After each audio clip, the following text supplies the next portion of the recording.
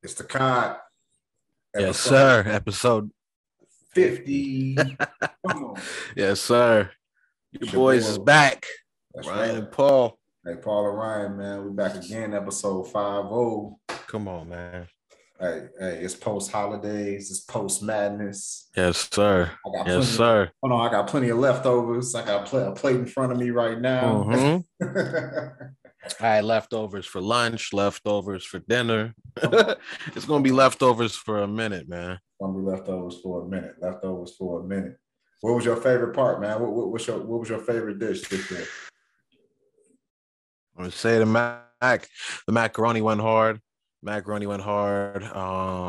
Wherever I went, they had made some penne pasta with meat sauce as well. That went hard. I was like, I ain't never had this at Thanksgiving, but the jerk turkey, that went crazy. Right. It was a lot, man. It was a lot. Oh, they had broccoli cornbread, and I was like, all right, this is a first. It was good though. It was good. Yeah. Well, I got two. Seen you chefing. Yeah, I was cooking up, man. I cooked the turkey. I cooked turkey, I cooked chicken. And man, mom kind of threw a curveball this year. We had a jalapeno cornbread, which was good. Come on. Yeah. And man, we had a little seafood too, man. She made some shrimp and scallops, and I was like, okay, that's a little different, but yeah, I'm not turning it down. Nah, not at all. There was some seafood where I went too. It was some like salmon. I was like, all right, I'm not mad at it. I like it, man. So yeah, trying some new things out for Thanksgiving. Yeah, you got now we got Christmas on the horizon. Yeah, I haven't started shopping yet. People ask me what I wanted. I try to keep it simple. I try to plan for hopefully everything that I asked for. So I just said, hey, let me get XYZ that I know is easy enough to cop that won't sell out. So we getting into that mode now. My cousin, when he was up here, he was like, yo, let's go to Best Buy. He was looking for a Nintendo Switch. All sold out. We went to Target, Walmart, Best Buy. Everything sold out. Everything is packed. So yeah, man, I'm definitely staying in the crib and hitting the online shopping hard this week. Yeah, I really didn't do the Black Friday or the Cyber Monday, man. I kind of just looked at some stuff and put it in my cart. And, you know what I mean? Kind of got an idea. Yeah. I think it's still early enough where you can make something happen. But to be honest with you, I didn't hear too much madness going on either. What about you? Not really. Just it being slammed out there. Like I didn't see anything crazy. I didn't hear about anything crazy. But the crowds was a lot, man. Like walking into Best Buy, that was like walking into a jungle. Yeah, no doubt. Like everything was orderly, but still, it was people running out with TVs in hand, boxes, no bags. Right. Cars lined up for the curbside pickup.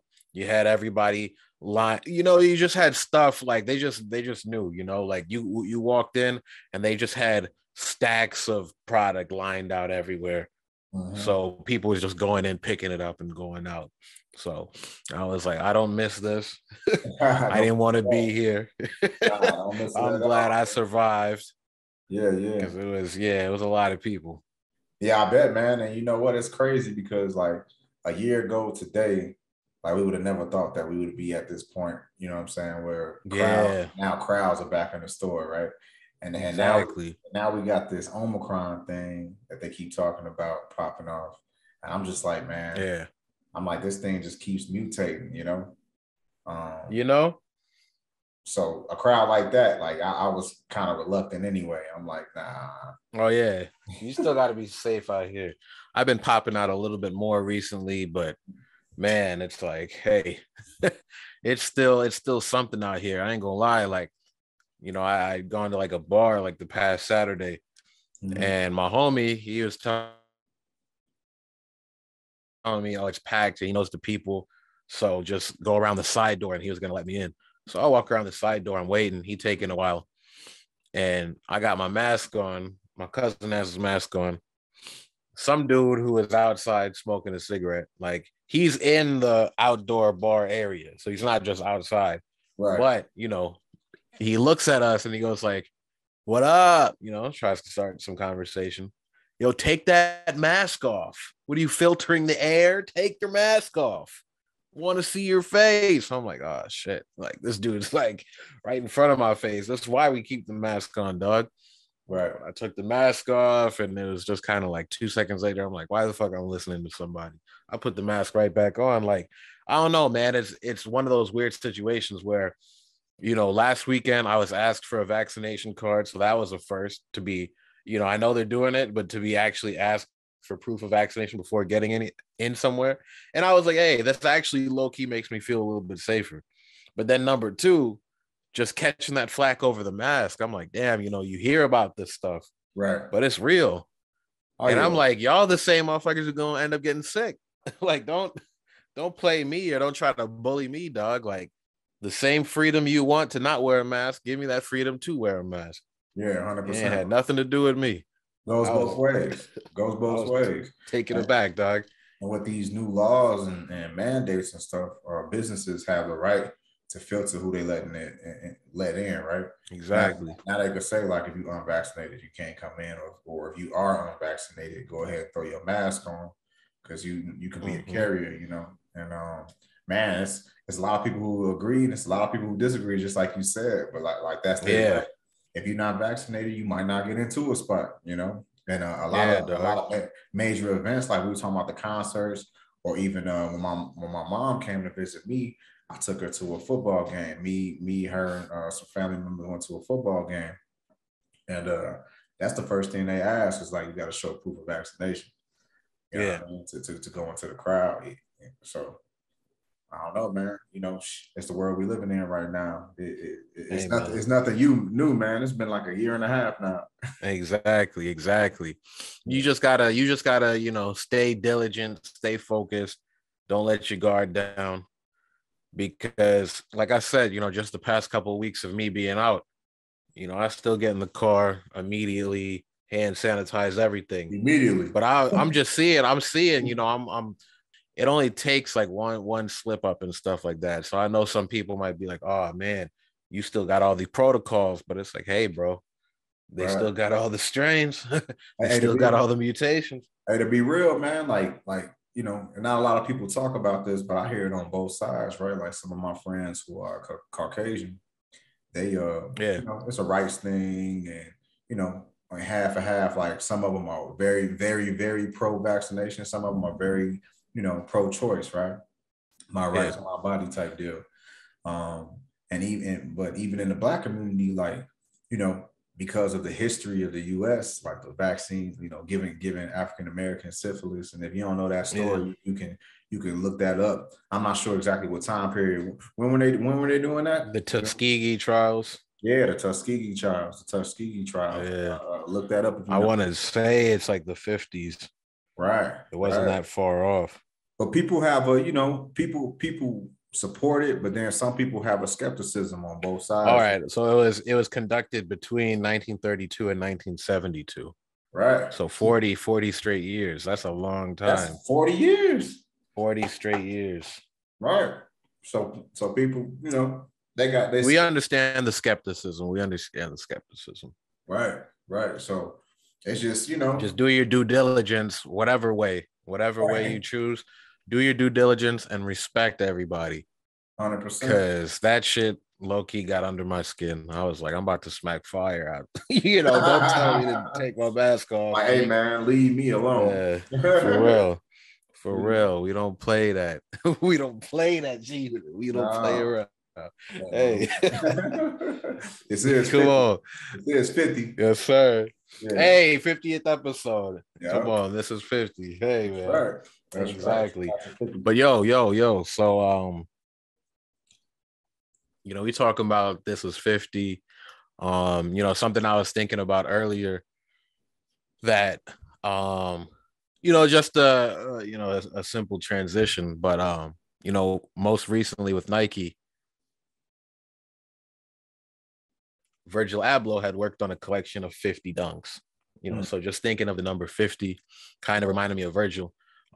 If anybody didn't know, Virgil, you know, a Black designer from Chicago, worked with Kanye West, rose to the ranks of, you know, starting Off-White, which became wildly popular and successful. Through that, Louis Vuitton had bought his company, or bought a stake in his company, which allowed him to be a high-ranking executive at Louis Vuitton. Exactly. But I guess what the public didn't know was that he was diagnosed with heart cancer in 2019, and he had passed away on Sunday, just a few days ago. Right. So, of course, you know, I knew we were gonna say something, but you know, it's kind of fitting, you know, 50th episode. Yeah, no doubt. You know, with just that little tidbit that he worked on. Right. The 50 collection for Nike. Hey, and for us being creatives ourselves, you know, we know a lot of people who are in the you know, the fashion industry and are creatives in that industry. So seeing you know, an African American man rise to those type of ranks, create his own line, working for as a top exec and designer for Louis Vuitton. I mean, that's huge, right? And it's just sad, even with all those great things that he accomplished and he did, you never know the personal battles that people are fighting, right? Mm-hmm. And man, that heart cancer, you know, shout out to his family and condolences. Yeah. Gone too soon. Just got to be mindful. Yeah. Gone too soon. So, that's actually a great transition. I hadn't heard shit. I'm rocking his hat right now from the what's it called? From the figures of speech exhibit that he did at the Chicago Museum. Nice. MCA. Says, yes, sir. The Ablo right there. So, you know, just little stuff, man. I figured, you know, pay some homage during this episode, give a little segment or whatnot. Because I know, I mean, like, you know, he was a mad creative dude, but he also showed people along the way, this is how I did it. He never really tried to gatekeep or keep the secrets to himself. He was like, this is how I did it. You know, you can design from anything. You can be creative from anything. You know, don't let anything hold you back. And I think that speaks to everything that we're kind of involved in. Because it's not just a podcast, right? We got the online community. It's not just the online community. You know, we working on merch. We working on, you know, we got things that build off of Cod Radio. We're building, you know, there's some other things that we probably can't talk about right now, but we're building, and you know, we're not letting people say, oh, you just got a little podcast. You know, we really out here. So full speed ahead. Yeah, 100%. Ain't no stopping us. And like you said, consistency is key. I mean, I'm sure with, you know, a guy like Virgil, when he first started off and was just designing clothes and coming up with ideas and stuff, I mean, people don't really support it until they see it.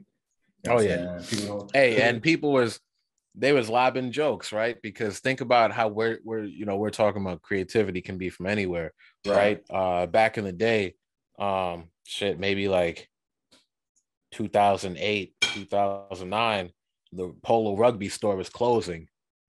You know, Polo Rugby is the kind of long sleeve polo, striped polo or whatever, a little heavier duty. That store was going out or closing, or Polo was closing that brand, and they were marking down all their rugbies and selling them. Virgil goes in there, buys out the store. Okay, what's he doing now? He screen prints on those same things, Pyrex on the back and things like that.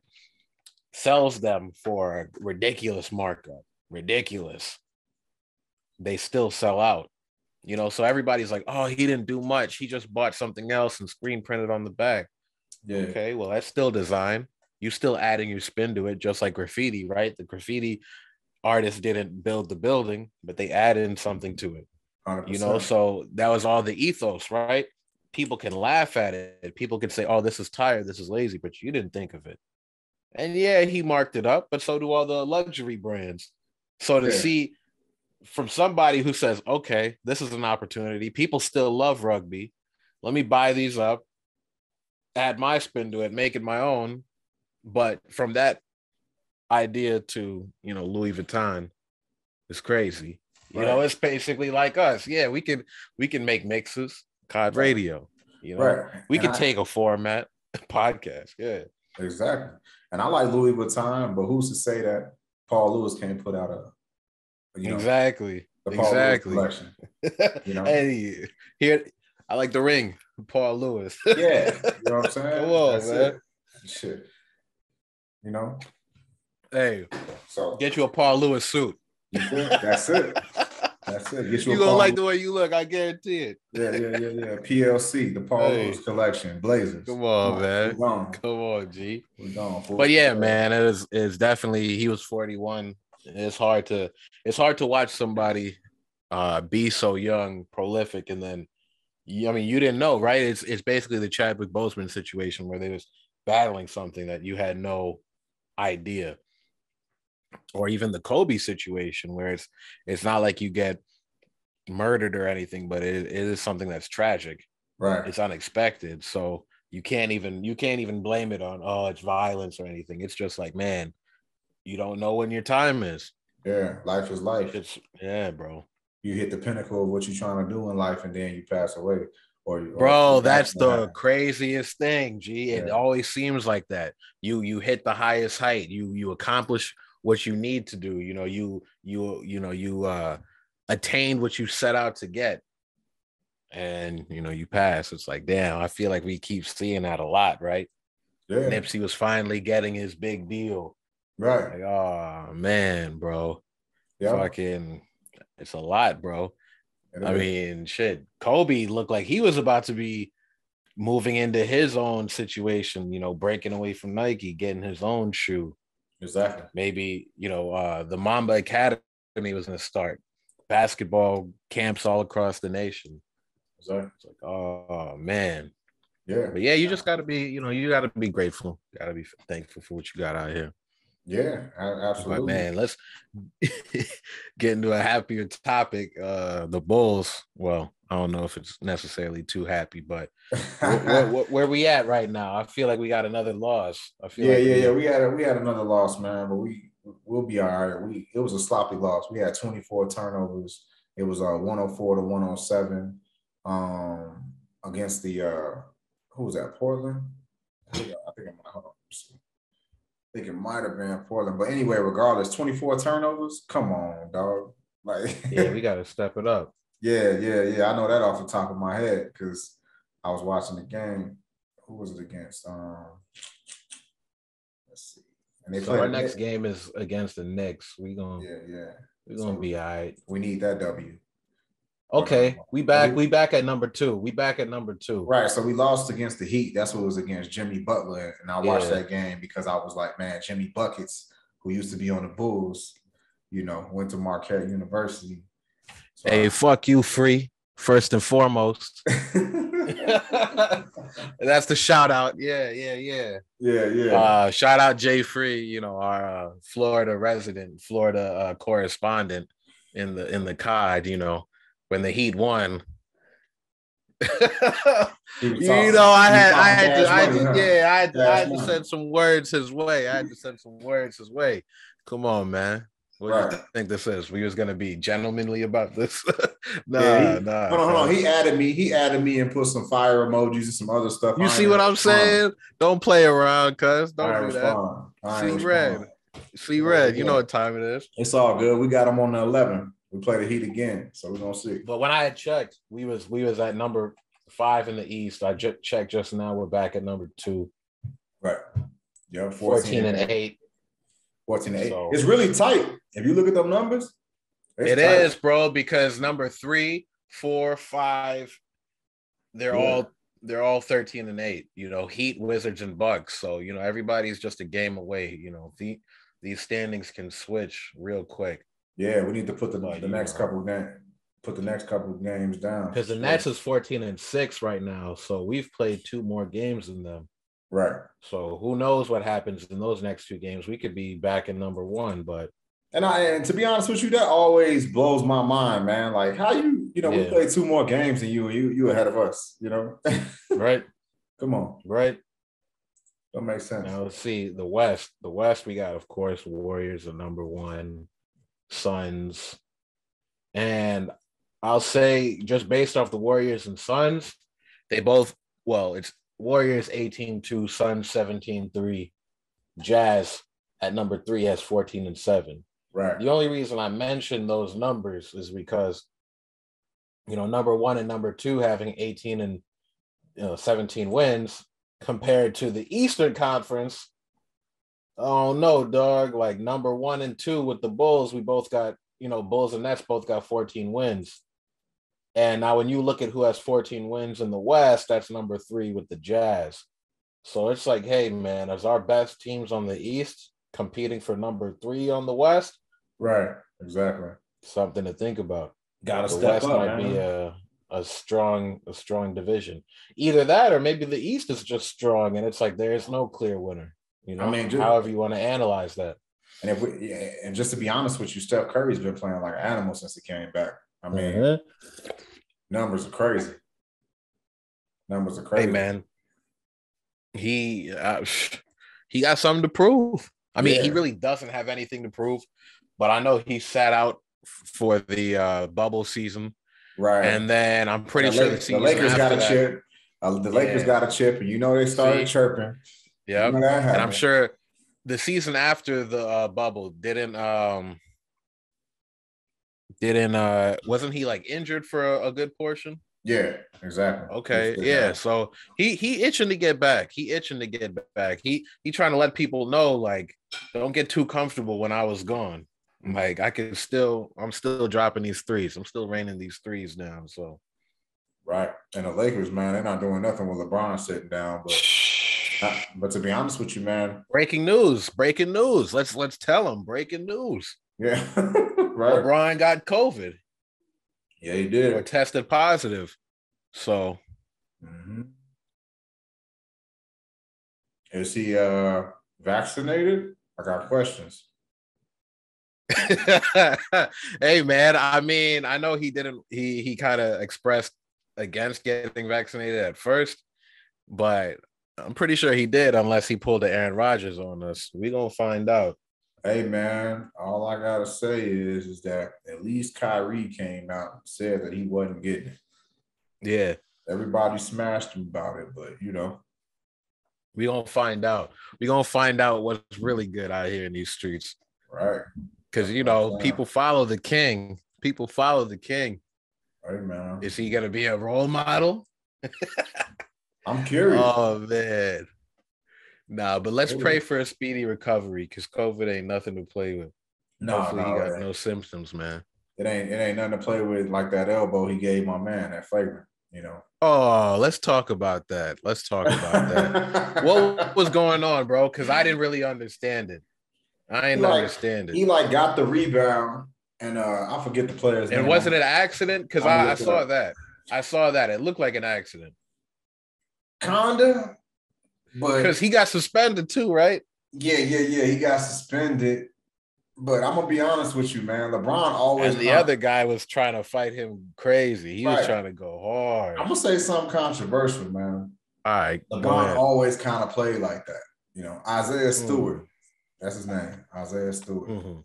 And what happens is that LeBron, he's known to flop a little bit. He's known to, play the referee card a little bit.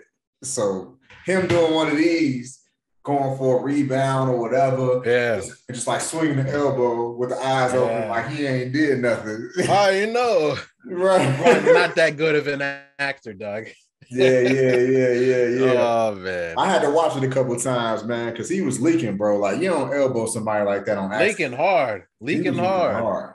It looked like an accident. I'll say it looked like one, but I guess if you run that tape back, was there a little extra oomph on the end?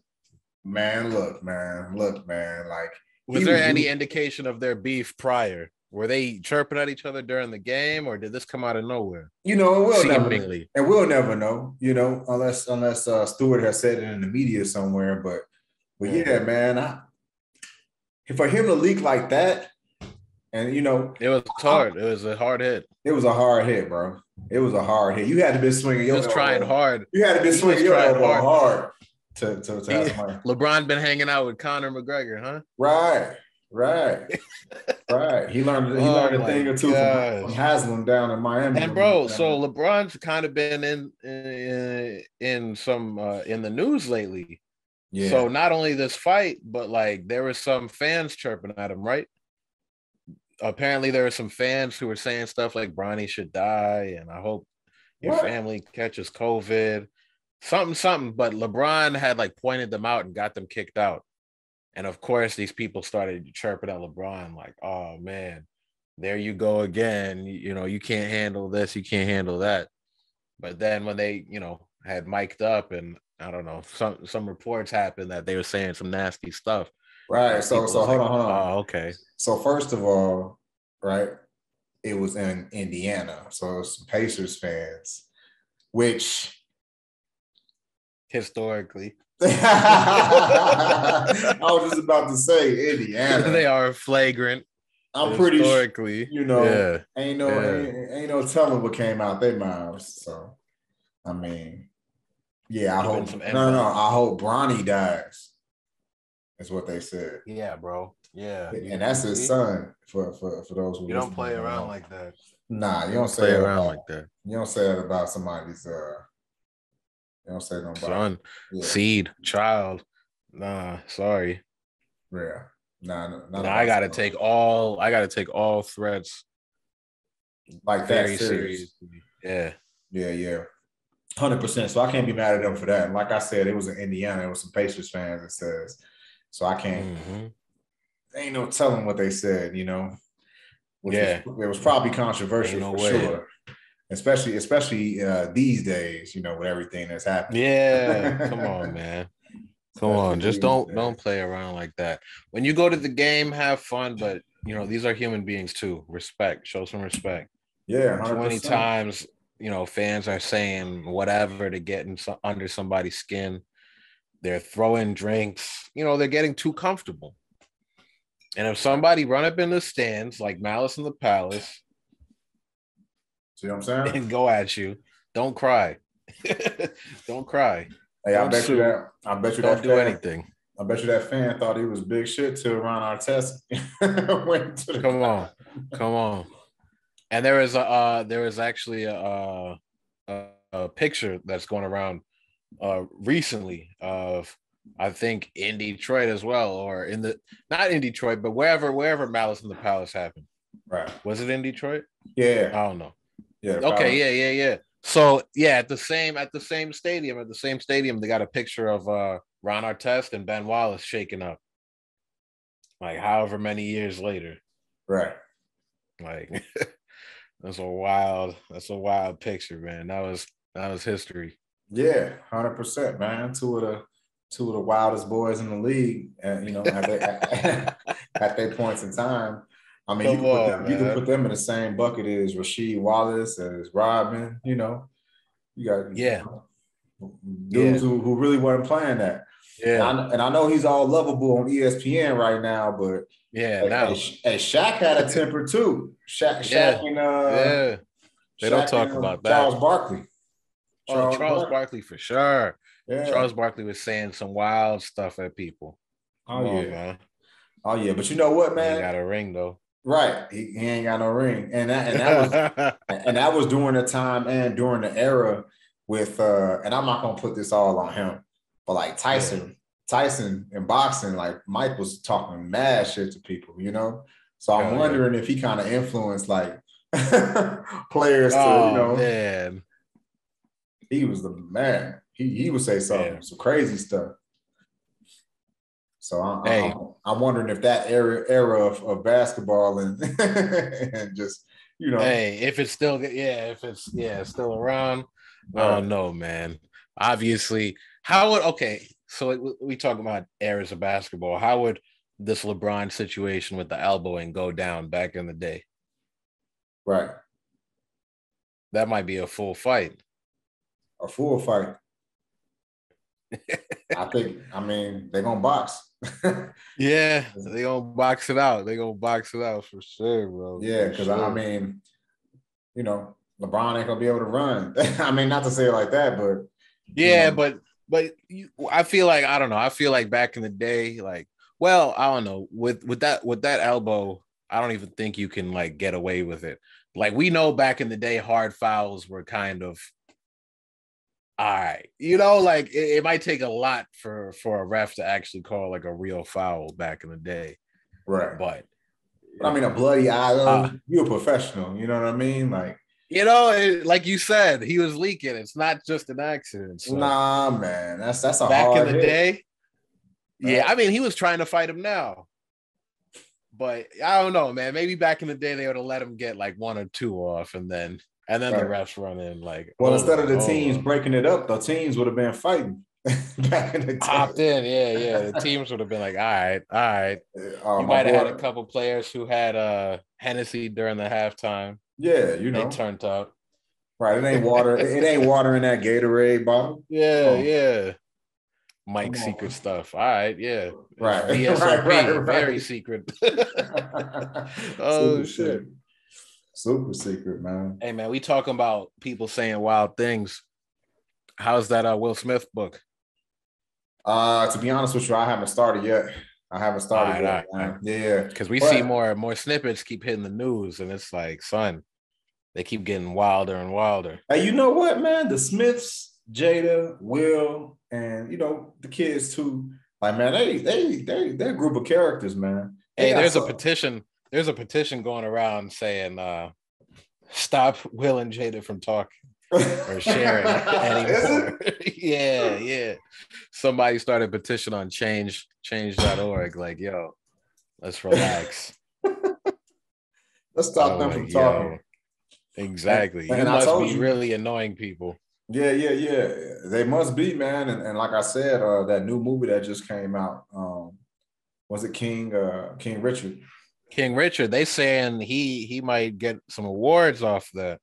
They saying that, but the older sister came out and was like, you know, Will was kind of giving Will some grief, saying that saying that he didn't portray the father in the right light. What they mean? Because everyone who's been talking about it has been saying that he portrayed the father well. I think one critique I heard was somebody wanted to know more backstory of the father. Like, why is he the way he is? You know, why was he so motivated and driven? From what I've heard, it was a good portrayal of the father. It wasn't like they were showing him being like abusive or anything like that. So, I mean, maybe they got some things inaccurate, but if she says it wasn't in the right light, I want to know what the right light is then. Yeah, I mean, yeah, she said that and was this Venus? Their half sister. The one who wasn't there. Right. The one who wasn't on screen. The one. All right, let me take this with a grain of salt. I'm sorry. Right. Come on. The one who wasn't involved in anything. Oh man. She was probably like, "Oh, I'm the half sister, so I was in the marriage to the side with the other family type shit." She was like, she probably wanted the story of the dad cheating. And that's what it said. No. Hey, that's what it says. It says, oh man. It said the sister Sabrina, she said that the biopic of her estranged father left out his first family. Because Serena and Venus wasn't his first family. I understand it now. Right. But I don't know if that's Will. You got to take it up with whoever wrote the movie. Yo, I'm coming to act. All right. That's what she said. Let me read the script and that's it. Yeah, the director is Ronaldo Marcus Green, and that's what she said. She said that she was criticizing Will Smith for playing it, knowing that the whole story wasn't being told, and criticized the director for leaving it out because it was a big part of who he was too. You know, he got it right the second time. She said she said she want her flowers. You know, wild as hell. Like, all right, Shorty, what did you even do? That's going to be like a quick, 10 minutes in the movie. Right. Like, right. Me and your mama arguing or whatever. I want to be, what's it called? I want to be cognizant of her struggles, or I want to be respectful of her struggles. But, you know, this is the movie of Venus and Serena. You know that. Nobody, they don't need to know you, Sabrina. That's messed up. People, I guess people were saying like, oh yeah, like we want to know his backstory. I guess that's the backstory, but they decided to start the story with Venus and Serena. So you mad that they left out something, but it's not like they didn't say it didn't happen. Right. I don't know. Yeah. She mad. Hey, that was mad. the funniest. That's probably one of the funniest things I've heard today. Yeah. I was like, hold on, man. Venus Right. or Serena, which one? You're like, nah, the half sister. Oh yeah. The one who didn't make it. Right. The one who shit. didn't, he wasn't around, The one who's working in IT. Right. Exactly. Oh, Dad, let me stop. I'm roasting it now. That's it. Hey, but you know what? I was curious because I was like, what does she want to see? Like what's that? Like your sisters are famous. Like yeah. Not to be shitty, or insensitive, but you knew that for the promotion of this movie that they were gonna focus in on your sister. That's what it was gonna be about. Yeah. Nobody knows. I mean, it's called King Richard, right? But I don't necessarily know if it's really the story of the father. It's really still the story of Venus and Serena. Right. They're just showing who is their coach, right, motivator, the influence. And for Venus and Serena, that might be the real story. Yeah, 100%. That's their half of the story. Yeah, I mean, look, a lot of people who might have these blended families and stuff like that. Sorry to say, but it's like sometimes focus shifts. You would want it to be perfectly 50-50, right? Pops is 50% of the time over here, 50% of the time over there, but sometimes it don't work out like that. Nah, it don't work out like that, man. And to be honest with you, people grow, right? Life's a journey, man. Like people grow. So the experience he had with that first family maybe made him a better, more attentive, educated father. The first time, around. So yeah, 100%, man, 100%. And who knows? Maybe he tried to teach her tennis too, and she just wasn't athletic. Maybe she ain't like tennis. Hey, maybe she didn't like tennis. Come on, man. Right, maybe tripping out here, man. Maybe she was, doing I don't know hopscotch or something. I don't know. Maybe she ain't like tennis back then. Hell yeah, playing Atari. Come on, man. Yeah, exactly. So who knows, man? But I feel like that type of thing, especially in American society, like, it's not something that people talk about because it's kind of hard to talk about it too. You know what I mean? Like, you want it to be, they wanted this movie to be a feel-good movie, like talking about the struggles and the bad times and the trials and tribulations of an American household who, you had one family, now you got a second family because the first one didn't work out. Like, they don't want to make a movie about that. Nah. Come on, we came here to see Venus and Serena. That's what I'm saying. Like, the dad is cool, but we just want to learn about you in relation to them. Without them, it don't matter. Like, hey, it don't matter, man. It's all good, shorty. Show up to the premiere, reconnect with your sisters, and try to get in the mix somehow. And that's it. You definitely should just reconnect and try to be relevant. Yes, yeah. But shout out to them, man. Shout out to Will. And I will get on that book and give you some feedback for sure. Oh yeah, I'm waiting, bro, because I might get it for myself, So yeah, no doubt might be a good read for the holiday, man. And that's what it is. And that's the thing. They want to put out some feel-good music right now, some feel-good movies right now. We ain't going down a dark path during the holidays. Calm down. Calm down, we gonna keep it light. But hey, man, that was episode 50. That's right. Of the Cod. That's right. And I'm gonna end this episode with a track off of Lupe Fiasco's House Shoes EP that he worked on with Virgil.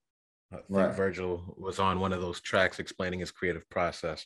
So, rest in peace, Virgil. Yeah. This is the 50th episode of the Cod. Have you ever asked yourself where the world is inside the solar system? Like, where are we? Like, where does the planet sit amongst all the stars? Who knows? Super brain freeze. But an easier question than that is to ask yourself where we sit in the sea of art history.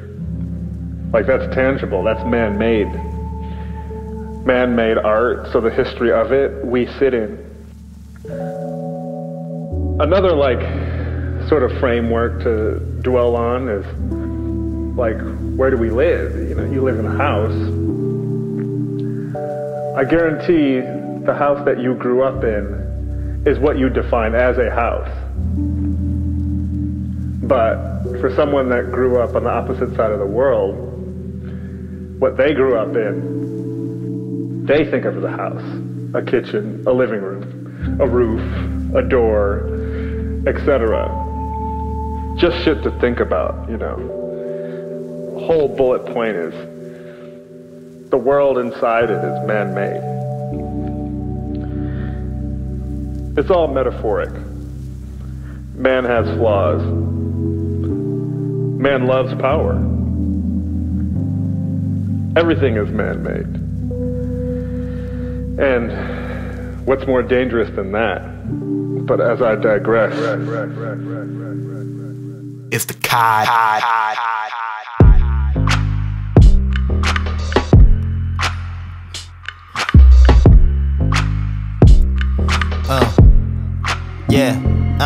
Been standing in line since Thursday. I heard a rumor they might be dropping them early. Should have them just in time for your birthday. Irrelevant holiday affair. Got one of those 3-leg folding chairs. I am what you call prepared for the camp out. Evening brings the battery powered lamps out. Warm clothes but blanket case it get cold. Corn chips and basic staples to hold. Hunger over to Uber Eats is ordered. Maybe pizza or quesadillas and sopa. Got a little cooler with assorted waters and sodas. Cinnamon sugar coated malasada the odor. Makes me the envy of the line. If not the enemy, not my energy. I'll be spending plenty of time inside the books that I bought. Got audios and regulars. Quite the party goer and reveler. So, on today's to-do list is to design a pair of running shoes. The goal is, as always, in my work, is to add emotion to inanimate objects. So, release day is finally upon us. More celebratory than the former, but mixed with bittersweet vibe is most certainly switched to different beats. More policed, like Justinian's Byzantinian Christian beliefs. There's a risen rhythm, you can feel it all in the streets, like a marathon or a parade. Poets might wanna pull their pens out like grenades, or that motto for a year and a half, and write down all the tears and the laughs. A shot across the bow of the tyrannous class. Quote from man standing on float. The whole event is just biggest fan channeling dope. I mean, one just feels privileged and esteemed, inwardly serene and spiritually clean. Even the line feels like a team, in stark opposition to a competition for things. with that, these shoes that we're about to design with words starts with a soul. Not a soul, but a soul, you know, what touches you to earth, that's floating in nowhere, the soul. Yeah, we're touching signs of equality to match. White kid at the front, let me go first, cause I was black. Said it was only right. He was used to having head starts his entire life. Maybe it was time to step aside like trilobites. Touching, I never forget it like riding bikes. The ordeal starts to spring feelings like gotten light. Permanent villains go about chilling they psychic fights. Nice, and to a buyer's delight. You limited to 2, so that means I'm buying them twice. 1 pair to wear, 1 pair on ice. Aftermarket speculation will surely hike up the price. Call that all in the plans. Feeling like Mike with the ball in my hands. Swear to God, it's like the best game he ever played. I get to wear the first pair possibly ever made. What does that soul look like? It's soft to run on, but tough enough to withstand the reality of the ground, or the reality of the context we're living in. That's the soul. Let's just call it black. Yeah, I get applause as I step outside the pop-up. The shop resembles the unfinished house he was in before they shot us. We fell down, then we got up. Pick pock up, pick nip up. This the type of tripping that scuff kicks up. Traditionally, creases was a style to refuse, but now they represent every mile in your shoes. Any mud on your soul gets toweled and removed. It's like I'm retracing every trial, know it took strength. Giant steps, flowers growing out of the footprints. liberation. Here's your invitation. It's a relay race. Continuation.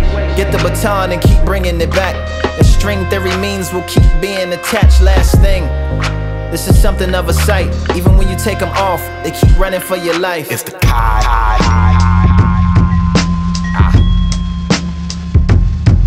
Hey yo,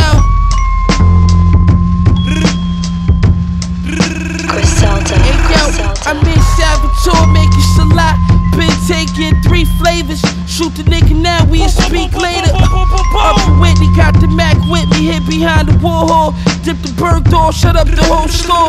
Cherry 57 in the back, learning lessons. Crack it, drying it, be ready in a second. 40 chains on, halo, I'm a god nigga. Fear a god, jog a rocket nigga. I don't even jog, hanging out the wagon sunroof. Pick a nigga off. The meal with the chill bezel. All my phones red, it make me feel special. Banana pill AK, I'm looking real extra. With the top keys, I'm on the green Teslas. So Virgil, right brick on my brick. Right brick on my brick. So Virgil, right brick on my brick. Hey yo, Amiri's filled with cash, I'm in the fashion district. Shoot your mama house of 4.5 for picking. All my niggas dealing, all my niggas killing. Them niggas try to test me, now them niggas missing. Milk quarters, I'm still awesome. Water whip coke, I still force it. Rosé out the faucet. Tell Virgil, right brick on my bread. Look, Lil Brody let off his 30, he ain't even flinch. Caught the body, dip to the A, nobody seen him since. 560 Benz and I ain't need the tents. My weakest scent cost more than your mama need for rent. That's just for one sip, the drum rip, leave you rinse. Hide the body for a week and it's gon' leave a stench. Rappers coming to my city, they gon' need consent. Cause we already know you pussy, nigga, we convinced. I told Virgil, right brick on my brick. The nicest with this shit, ain't right this, I just spit. White bitch on my dick, this ice drip on my fist. No shoe deal, but look at all this Nike shit that I get. On Doe Street, this white shit that I pitch. 2 in the morning on the corner, night shift with my blick. No soda in this off-white shit that I whip. I'm rich, put all this off-white shit on my bitch. So if it's smoke, we ain't even asking. We just pulling up and somebody gon' see a casket. Hauling Nash and Benny like James Worthy, Kareem and Magic. Every time Griselda drop, the shit gon' be a classic. I gave cocaine to users and OKs to shooters. I'm cocky, vintage Versace with the stone-faced Medusa. Sopranos, Amagianos, we got gold-plated Rugers. This pistol, a backflip you and blow your whole frame to poodle. Got all eyes on us, can we chill? Eating with snakes, probably getting killed. Cause trust me, a family had a Henry Hill. And every man don't got a Benny skill. When you this dope, it take at least 50 mil just to sit me still. Like 10 on my whip, white bitch on my dick, right whisk when I whip. That white brick on my brick, runway Margiela, that type shit on my bitch. Butterflies and spikes, that type shit on my kicks. These rappers wanna be trendy, they hoes wanna be friendly, but never. She wear forever 21 like it's Fendi. I told that bitch it's Givenchy, she pronounced it Givenchy. She wanna fuck me and run through all my accounts till they empty. What was she gonna do? I'm still thinking militant. Old paraphernalia laying around, I got rid of it. Just settled all my differences. I really had a chicken with a tree stamp like I stepped on it with a Timberland. The butcher, nigga. You know, can withstand multiple beatings by the ground, but it's tough enough to continue on. That's the soul. Now there's an upper on top of that soul. The upper is made of leather, or maybe knit, or maybe both. You know, that soul and that upper combined by stitches leaves for a dynamic enclosure around the foot. There's a tongue, there's even shoelaces. You know, those shoelaces, they are literally as elastic as a rubber band, but as tough as links of steel. Just call it chain links. So here we have the shoe taking shape. There's a logo on the side. Fill in the blank of your favorite one. They're all man-made. It's all good. But this shoe, these Air Ahmads, or these Air Aubreys, are starting to take shape now. You know, they connect man and earth. They allow you to run. That running is freedom. Accelerated heart rate by design, through design. Air Ahmad, Air Aubrey. What color are these shoes? The upper of these shoes. Maybe white, maybe black. Pick your favorite. But, you know, the world's black and white anyways, so might as well limit the whole color palette to that. Signed, Virgil Abloh. In quotes, of course. Oh yeah, there's a red zip tie on this thing. It makes it our own. It's tied into a history of art that's now. Copyright 2020.